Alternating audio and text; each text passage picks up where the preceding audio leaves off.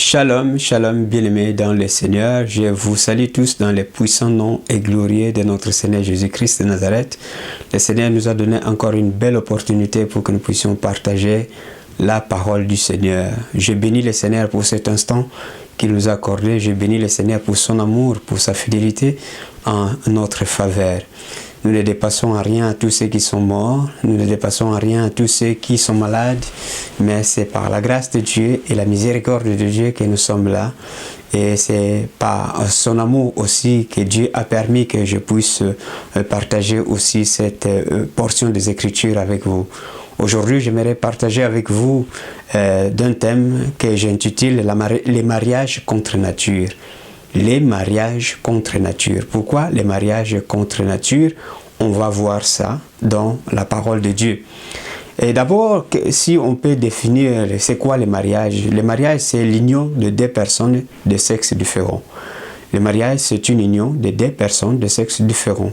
Et le mariage, c'est l'institution divine. C'est-à-dire que c'est Dieu lui-même qui est l'auteur et le concepteur du mariage. Dieu lui-même est aussi le protecteur du mariage. C'est Dieu lui-même qui a conçu dans ses pensées le mariage. Qu'est-ce que le mariage? Donc Dieu a créé dès le commencement l'homme et la femme. Donc deux personnes de sexe différents. Et donc les mariages, c'est l'union de deux personnes qui vont se mettre ensemble pour procréer et propager la race humaine sur la terre. Donc Dieu lui-même est l'auteur de ce mariage et c'est lui-même qui bénit le mariage. Donc les enfants que nous avons sont le fruit de la bénédiction qui nous a été donnée. Alors, mais vous savez que la pensée de Dieu, ce n'est pas la pensée des hommes. La pensée des hommes ne sont pas les pensées de Dieu. Et pour la première fois que l'homme a continué à désobéir la pensée de Dieu, si nous arrivons au chapitre 19 du premier livre de la Bible, chapitre 19, Genèse chapitre 19, nous allons voir des villes, Sodome et Gomorrhe. Ces deux villes ont été détruites. Pourquoi? Parce que les gens qui habitaient dans ces deux villes-là se sont pervertis. C'est-à-dire que leur pensée est tellement été égarée, leur pensée est tellement été pervertie, alors Dieu en a décidé d'en finir avec ce peuple-là de Sodome et de Gomorrhe. Et non seulement qu'ils avaient toutes sortes de péchés, mais le péché qui a beaucoup intrigué Dieu, le péché qui a beaucoup énervé Dieu, c'était l'homosexualité. Alors, aujourd'hui, nous sommes en train de voir ce même péché surgir encore. Pourquoi? Tout simplement parce que si nous lisons dans la parole de Dieu, dans le livre d'Ecclésiaste, nous verrons que le roi Salomon a dit qu'il n'y a rien de nouveau sous le soleil. Ce qui a été, c'est ce qui sera. Et ce qui sera, c'est ce qui viendra par après aussi. Donc, nous sommes en train de voir que ce qui s'est passé à Sodome et à Gomorrhe est en train de se manifester à l'œil nu aujourd'hui, à travers le monde que nous sommes en train de vivre. Alors, comme nous sommes en train de parler du mariage contre nature, le mariage contre nature, c'est quoi? C'est lorsque un homme va épouser un autre homme. Le mariage contre nature, c'est quoi? C'est lorsque une femme va épouser une autre femme. Le mariage contre nature, c'est quoi? C'est lorsque un homme va épouser une bête. Le mariage contre nature, c'est quoi? C'est lorsqu'une femme va épouser une bête. Et aujourd'hui, nous sommes en train de le voir à travers les réseaux sociaux, tout ce qui est en train de se passer. Alors, tant qu'enfant de Dieu, tant que serviteur de Dieu, on ne peut pas se taire, on doit sensibiliser l'opinion, on doit sensibiliser les enfants de Dieu pour que certains d'entre nous ne puissions pas arriver jusqu'à commettre de telles abominations. Ça, c'est une abomination. Et lorsqu'on parle de l'abomination, l'abomination c'est quoi? C'est l'horreur, c'est le dégoût qu'on ressent pour une personne ou une chose. Regardez un homme qui va épouser un autre homme. C'est une horreur. Regardez une femme qui va épouser une autre femme. C'est une horreur. Quand je vois ces personnes-là dans la rue en train de s'embrasser, c'est vraiment... Je me demande, mais quelle sorte d'esprit qui est en train d'animer ce genre de personnes? Les mariages homosexuels, c'est une abomination. Les mariages bisexuels, c'est une abomination. Les mariages avec les bêtes, c'est une abomination. Ce sont des choses abominables que nous sommes en train de faire. Et cela, c'est interdit dans la parole de Dieu. La parole de Dieu interdit les mariages homosexuels ou l'union entre des personnes de même sexe différent. Si on peut lire dans la pensée de Dieu, dans Lévitique chapitre 18, je vous invite à lire. La Bible déclare ceci, Lévitique chapitre 18, le verset 22, il dit « Tu ne coucheras point avec un homme comme on couche avec une femme, c'est une abomination. » Voilà l'union contre nature, ou le mariage contre nature. Donc la Bible déclare, Dieu donne cet ordre, Dieu donne cet commandement.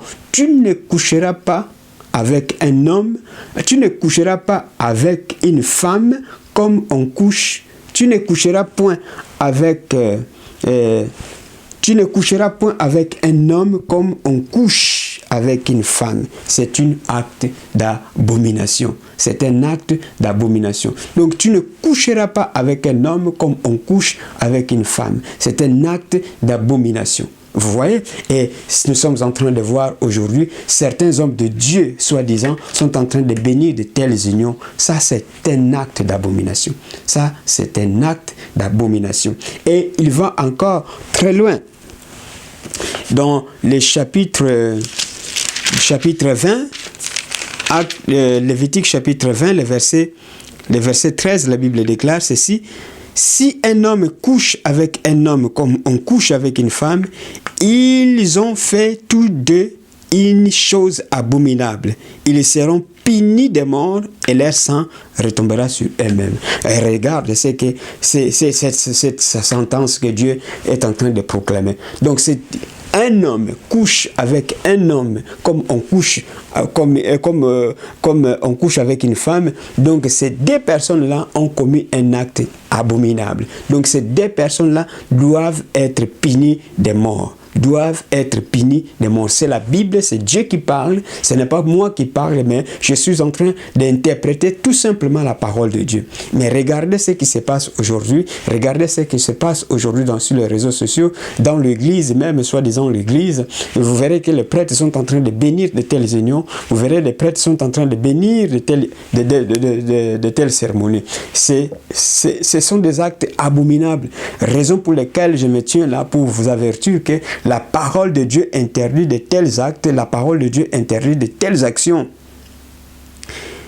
Non seulement que l'acte est abominable, mais aussi ces mêmes personnes-là sont des personnes à ne même pas fréquenter. À ne même pas fréquenter. Vous savez, chez nous en Afrique, nous avons notre culture à nous qui nous fait respecter. Mais à un certain moment, nous sommes en train d'abandonner notre propre culture pour pouvoir embrasser des cultures différentes, des cultures étrangères. C'est ça qui fait les défauts des Africains, c'est ça qui fait les défauts en Afrique. Nous ne sommes pas d'autres races, nous ne sommes pas d'autres cultures, mais nous avons nos cultures à nous, nos cultures de valeurs que nos ancêtres nous ont léguées, que la Bible même nous a léguées, mais nous ne pouvons pas penser que aujourd'hui on peut aujourd'hui faire n'importe quoi tout simplement parce que c'est la modernité. Raison pour laquelle je passe devant vous pour vous sensibiliser, pour vous orienter vers la pensée de Dieu, pour vous orienter vers les principes de Dieu, pour vous dire que ce sont des actes contre nature, ce sont des unions contre nature. Lisons encore dans Romains chapitre 1er, le verset 26 à 27. Romains chapitre 1er, verset 26 à 27. La Bible déclare ceci. Romains chapitre 1, verset 26 à 27. La Bible déclare que c'est pourquoi Dieu les a livrés à des passions infâmes. Car leurs femmes ont changé l'usage naturel en celui qui est contre nature. Voilà. Donc, du fait que ces personnes-là n'ont pas obéi à la parole, du fait que ces personnes-là n'ont pas obéi à l'évangile de Dieu, du fait que ces personnes-là ont rejeté la grâce de Dieu, Dieu lui-même maintenant, aujourd'hui, les livre. Dieu lui-même les a livrés à des passions infâmes. C'est-à-dire qu'au plaisir de leur propre cœur, au plaisir charnel, c'est Dieu lui-même qui les a livrés pour qu'ils puissent faire de telles choses. C'est Dieu lui-même. Parce que ce n'est pas normal qu'un homme puisse épouser un autre homme. Ce n'est pas normal qu'une femme puisse épouser une autre femme. C'est vraiment inconcevable, ce n'est pas vraiment normal. Mais voilà, il y a une puissance d'égarement qui se manifeste pour pouvoir faire en sorte que ces personnes-là puissent réaliser ce qui était dans leur cœur, ce qui était dans leur pensée. La Bible déclare que car leurs femmes ont changé l'usage naturel en celui qui est contre nature. Nous sommes en train de voir aujourd'hui des femmes qui changent, qui deviennent hommes, des hommes qui changent, qui deviennent femmes. Vous voyez, des hommes qui changent de nature, des femmes qui changent de nature. Et tout cela a été déjà proclamé par Dieu, tout cela a été déjà dit par Dieu. C'est pourquoi je suis en train de dire que le roi Salomon a dit qu'il n'y a rien de nouveau sous le soleil. Ce qui a été, c'est ce qui sera. Mais qu'est-ce que nous devons faire aujourd'hui? Nous devons faire vraiment très attention à nous associant avec de telles personnes. Il faut vraiment faire très attention. L'apôtre Paul a dit déjà dans 2 Timothée chapitre 3, le verset 5, il dit « Éloigne-toi de ces hommes-là ». Pourquoi? Parce que lorsque Dieu va frapper, si tu es avec eux, tu risques de mourir aussi avec eux. Il faut faire très attention. Le verset 27, il dit que de même, les hommes abandonnent l'usage naturel de la femme, se sont enflammés dans leurs désirs, les uns pour les autres, commettent homme avec homme des choses infâmes et recevant en eux-mêmes les salaires que méritent leur égarement. Voilà. Donc, même les hommes qui pouvaient épouser une femme, il y a tellement de femmes au monde qui sont en train de chercher des hommes, il y a tellement de femmes qui sont célibataires, mais toi, la personne que tu veux épouser, que c'est un homme comme toi. Et comment tu vas procréer? Si j'étais un président de la République, ce genre de personnes-là, j'appliquerais tout simplement la parole de Dieu telle qu'elle est dans Lévitique chapitre 20, le verset 13. Voilà, si j'étais un chef de l'État. Alors, la Bible déclare, va très loin encore, va très loin dans 1 Corinthiens chapitre 6, je cours vite par rapport au temps. 1 Corinthiens chapitre 6, je vais commencer par le verset 9. La Bible déclare que ne savez-vous pas que les injustes n'hériteront point le royaume de Dieu? Ne vous y trompez pas. Ni les débauchés, ni les idolâtres, ni les adultères, ni les efféminés, ni les homosexuels, ni les voleurs, ni les cupides, ni les ivrognes, ni les outragés, ni les ravisseurs n'hériteront le royaume de Dieu. Alléluia. Donc, les homosexuels aussi sont là-dedans, dans cette liste-là, de ceux qui ne hériteront pas le royaume de Dieu. Frère, ma soeur, toi qui me regardes, peut-être tu fais ça en coulisses. Peut-être tu le fais ça en coulisses. Et à des fois même tu viens à l'église, mais tu ne tiens pas compte de ces choses. Et à des fois tu n'as jamais peut-être lu ces versets. Peut-être tu ne tiens pas compte que cette parole-là peut te frapper. Peut-être tu dis que Dieu ne me voit pas, mais Dieu te voit. Parce que lorsqu'il a vu les actes qui se faisaient à Sodome et à Gomorrhe, il a détruit ces deux villes. Et Dieu est capable de détruire ta vie si tu ne changes pas d'avis. Aujourd'hui, par ces versets que nous venons de lire, vous comprenez tout de suite que l'homosexualité, c'est un acte contre nature. Si tu es une femme, cherche un homme. Si tu es un homme, cherche une femme. Tu ne pêches pas. Et ce n'est pas encore trop tard. Pourquoi? Parce que vous avez encore le souffle de vie. Mais si, par malheur que la mort vous frappait, vous irez en enfer. Vous irez en enfer. Vous irez en enfer. Et même si vous vivez encore, regardez, il y a quelque chose qui peut basculer dans votre vie si vous ne vous repentissez pas.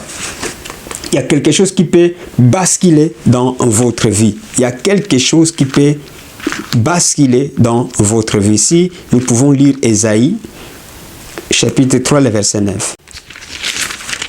Ésaïe, chapitre 3. Ésaïe chapitre 3, le verset 9.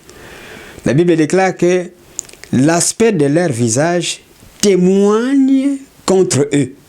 Vous voyez, ces gens, les personnes qui commettent de tels actes, si vous les regardez très bien dans le visage, vous verrez qu'il y a quelque chose qui ne manque, il y a quelque chose qui leur manque. Leur visage ne rayonne plus. Leur visage est déjà déformé. Il y a des femmes qui commencent maintenant à prendre la nature d'un homme. Il y a des hommes qui commencent maintenant à prendre la nature d'une femme. Leur visage témoigne contre eux. Témoigne déjà contre eux. Et comme Sodome, ils publient leurs crimes sans dissimuler. Aujourd'hui, vous verrez qu'il y a des gens qui se marient sans au moins se cacher. Il y a des gens qui se présentent dans les places publiques sans au moins se cacher. Pourquoi? Parce que, bon voilà, tout est légalisé selon les codes, selon les constitutions de certains pays. Tout est légalisé. Et même si tu oses leur parler, tu risques de faire la prison. Moi, je fais un travail là où je visite beaucoup de gens, donc je connais comment ces gens-là sont. Je connais comment ces gens-là sont. Donc, je vois par l'apparence déjà, tu vois vraiment que cet homme a changé sa nature. Cette femme a changé sa nature. Il y a des gens même qui arrivent jusqu'à changer leur propre nom. Et aujourd'hui, on voit qu'il y a des lois qui sont votées. Donc, il n'existe plus de femmes et des hommes. Pourquoi? Parce que, bon voilà, c'est l'antéchrist qui est en train d'opérer pour nous amener toujours à avoir au moins une identité mondiale, une identité qui ne reflète pas la volonté de Dieu. Et Ésaïe est en train de dire que leur visage même témoigne contre eux. Et comme Sodome, ils publient leurs crimes sans dissimuler. Et aujourd'hui, comme Sodome, Sodome et Gomorrhe, ces actes-là se faisaient à l'œil nu. Et aujourd'hui, nous sommes en train de voir que les gens qui se marient à l'église, les gens qui se marient, il y a des c'est aussi qui soutiennent ce genre de pratiques. Les gens qui se marient même au sein de la famille, c'est une abomination. Ils ne se cachent plus. Ils ne peuvent plus se cacher. Ils ne se cachent plus. Pourquoi? Parce que les autorités locales, peut-être, ils ont déjà permis ce genre de pratiques. Ils ne se cachent plus, ce genre de personnes. Ils ne se cachent plus. Malheur à leur âme, car ils se préparent des maux. Elle, là, c'est la Bible. C'est Dieu qui dit que malheur à vous qui commettez de telles choses. Pourquoi?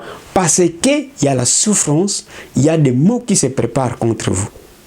Il y a des maux qui se préparent contre vous. La maladie qui se prépare contre vous et vous ne savez pas. Vous ne savez pas. Vous ne savez pas. Vous allez crier, beau crier à Dieu, et à des fois, ça sera déjà trop tard.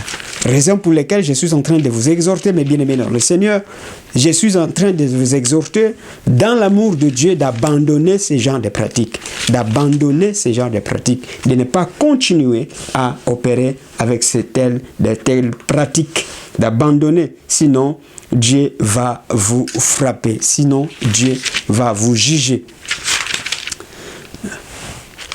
Il est très intéressant lorsque tu écoutes la parole de Dieu et que tu mets ce que tu as écouté en pratique. Donc, si vous endurcissez votre cœur, alors ça sera au moins une faute de votre part. Une faute de votre part. Raison pour laquelle je vous exhorte, bien-aimés dans le Seigneur, à abandonner cet acte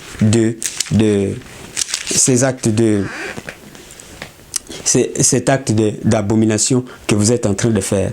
Les maux que vous allez souffrir, les maux que l'Éternel prépare contre vous, les maux que l'Éternel prépare contre vous pendant que vous vivez encore. Si vous mourrez aujourd'hui, vous allez tout droit en enfer. Mais si vous êtes encore vivant et que vous ne repentez pas, regardez les mots qui s'en suivront. Dans Deutéronome chapitre 29, Deutéronome chapitre 29, Deutéronome chapitre 29, le verset 22, la Bible déclare ceci: les générations à venir, vos enfants qui naîtront, vous et l'étranger qui viendra d'une terre lointaine, à la vue de pleux et des maladies dont l'Éternel aura frappé ces pays, à la vue du souffle, du sel, de l'embrassement de toutes les contraintes où il n'y aura ni semence, ni produit, ni aucune herbe qui croisse comme au bouleversement de Sodome et de Gomorrhe, d'Adna et de Tséboïm, que l'Éternel détruisit dans sa colère et dans sa fureur. Voilà, donc le Seigneur va vous frapper des maladies, il va vous frapper de tout le maux, de toute la souffrance que vous n'avez jamais expérimentée, comme il a détruit Sodome et Gomorrhe, et comme il a détruit aussi d'autres villes comme Adna. Donc, bien-aimé dans le Seigneur, dans l'amour du Seigneur, avec l'amour de Dieu, avec la compassion de Dieu, toi qui me regardes, qui fait ces choses peut-être en se cachant, qui fait ces choses peut-être avec dissimulation. Mais aujourd'hui, si vous entendez cette voix, si vous entendez cette vidéo, si vous écoutez cette vidéo, la chose que vous devez faire, c'est d'abandonner ces actes abominables. C'est d'abandonner ces actes abominables et venir confesser devant le Seigneur. Confesse devant le Seigneur. Dis à Dieu, j'ai péché contre toi et contre le ciel.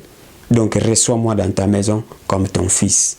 Si tu confesses, la Bible déclare que si tu confesses tes péchés, Dieu est juste et fidèle pour te pardonner et pour te purifier de toute ton iniquité. Si nous pouvons lire ça, cette parole, j'aimerais te donner une porte de sortie. Peut-être tu le fais par ignorance, tu ne sais pas, peut-être tu as été entraîné par tes amis, peut-être tu as été entraîné par tes camarades, tu ne savais même pas qu'est-ce que tu faisais, mais aujourd'hui j'aimerais t'avertir que tu souffriras de ces mots que l'Éternel a proclamés dans sa parole. Si tu te réponds, si tu te convertis aujourd'hui, Dieu te fera grâce, Dieu te fera grâce et Dieu te donnera au moins une autre vie, une vie nouvelle qui dépasse même cette vie que vous êtes en train de faire. Si vous êtes une femme, tu trouveras un homme qui t'épousera et tu auras des enfants. Si tu es un homme, tu trouveras une femme que tu épouseras et que vous aurez des enfants. Vous fonderez une famille, vous aurez des enfants et des petits-enfants. Mais si vous n'abandonnez pas de telles pratiques, alors vous allez souffrir de maux que l'Éternel a proclamés dans sa parole. Alors je m'adresse à ceux qui se répandent. La Bible déclare ceci. La Bible déclare ceci, 1 Jean chapitre 1, le verset 8 et 9. La Bible déclare que si nous disons que nous n'avons pas de péché, nous nous séduisons nous-mêmes et la vérité n'est pas en nous. Ah, des fois, tu peux dire que ce que je te fais, ce n'est pas un péché. Je me sens très bien, je me sens très bien dans ma peau. Il n'y a personne qui peut me dire c'est là, c'est ici ou c'est là. C'est moi-même qui suis le chef de ma vie. Non, tu n'es pas le chef de ta vie. Tu n'es pas l'homme tiré du sol. Ce n'est pas à lui de diriger ses propres pas. C'est lui qui te donne le souffle de vie. C'est Dieu. Si Dieu enlève le souffle de vie aujourd'hui, tu deviendras cadavre et tu changeras même de nom tout de suite. Et donc, la vie ne t'appartient pas. Donc, tu peux dire que ce n'est pas un péché, mais c'est un péché parce que je t'ai montré cela à travers les Saintes Écritures.